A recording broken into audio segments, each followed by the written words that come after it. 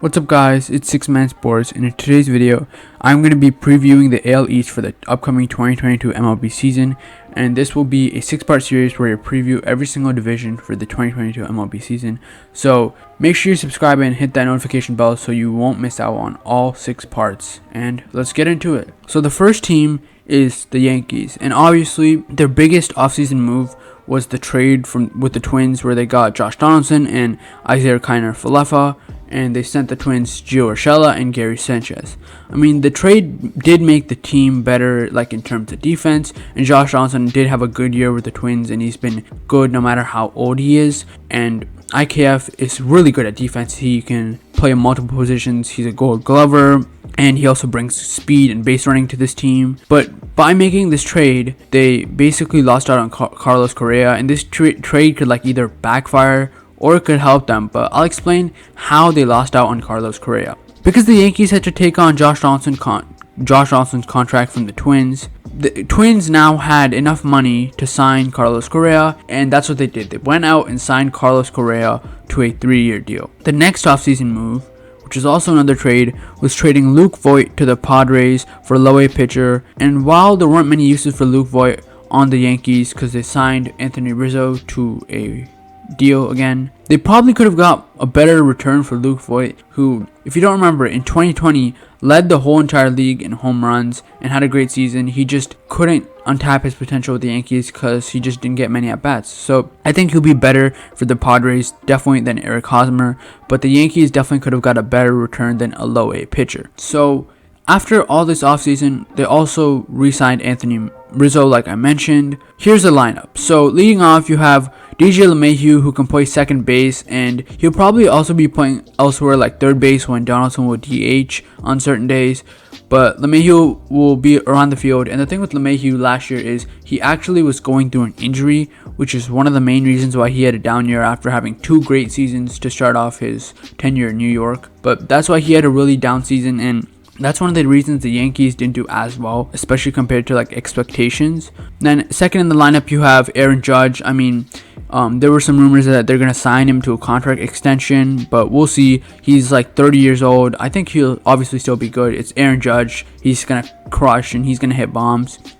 In the 3 spot in the lineup, you have Giancarlo Stanton, who's going to be the primary DH for this team. I know at the end of last year, as Stanton was getting healthier, they were putting him in left field and right field, so he did get some experience in the outfield. And at days where Aaron Hicks isn't doing as well or Donaldson needs a day at DH, expect some Giancarlo Stanton in the outfield. The cleanup hitter is the first baseman, newly re-signed Anthony Rizzo, who came over from the Cubs in a trade at the trade deadline. But Rizzo, he's a lefty. I mean, he has a bunch of foul home runs, so if he just changes his stance a little bit, he'll get a bunch of home runs. But anyways, Rizzo is a great first baseman.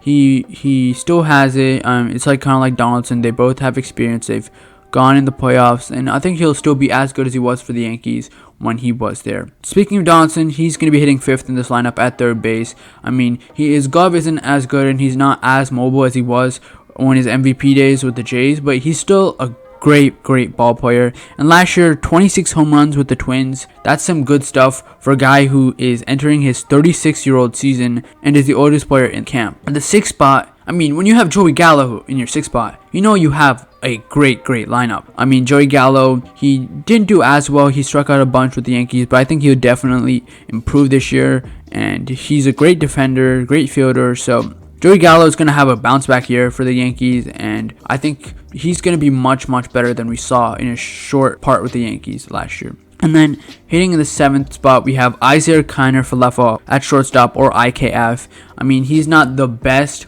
hitter. I mean, last year he had a below 100 WRC plus, but what you really want from IKF is defensive stability. He's not going to make any errors or many errors, but I mean, he's still a really good 7 hitter that the Yankees need or want. I mean, he doesn't have the most power for sure, but he'll fit in nicely with this team.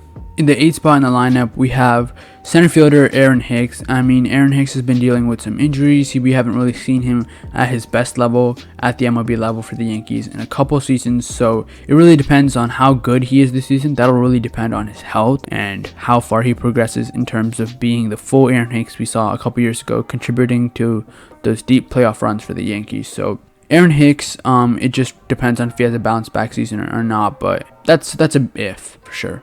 And in our 9th spot, catcher Kyle Higashioka. I mean, Higashioka was mainly Garrett Cole's personal catcher, but after the departure of Gary Sanchez, it seems like he's going to be the full main catcher for the Yankees. I mean, you still have Ben Rover off the bench to use when you want to use him. I mean, Higashioka has some power and he'll do really good, but he just doesn't hit for average. He's a decent hitting catcher.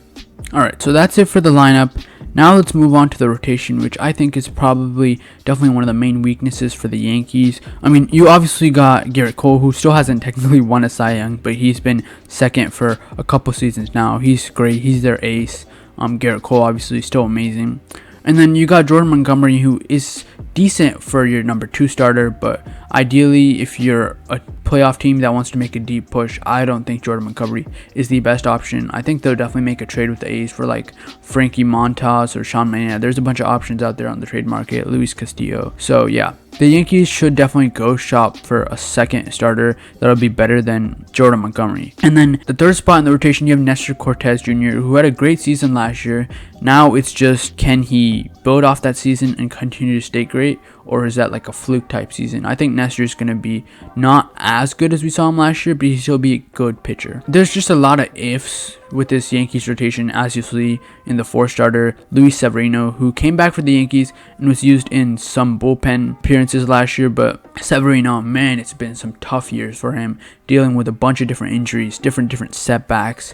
Like Severino, I think he doesn't have what he used to have in terms of stuff as a pitcher, but I think he'll still be serviceable for the Yankees. He just needs to get back to his all-star form that he was for the Yankees a couple years ago. And our last pitcher in the rotation, you have Jameson Taillon, who's like alright, but he's not great. I mean, he's either on and off. Like, he could give you 6 innings, 1 run earned, or he can give you 4 innings of 6-run balls. So it just depends on how Jameson Taillon's feeling. Obviously, he's a good pitcher, but he just wasn't the best for the Yankees last year, and against several dangerous AL East lineups, I don't think he is the best. But that's it for the rotation. Now let's talk about the bullpen. Alright, so for the bullpen, you obviously have Aroldis Chapman as your closer. You have guys like Albert Abreu. He doesn't have any options, so he's probably going to make the Major League bullpen. Chad Green, Clay Holmes, Jonathan Loaiza, Lucas Luetge, Wandy Peralta, Joely Rodriguez, and you have guys like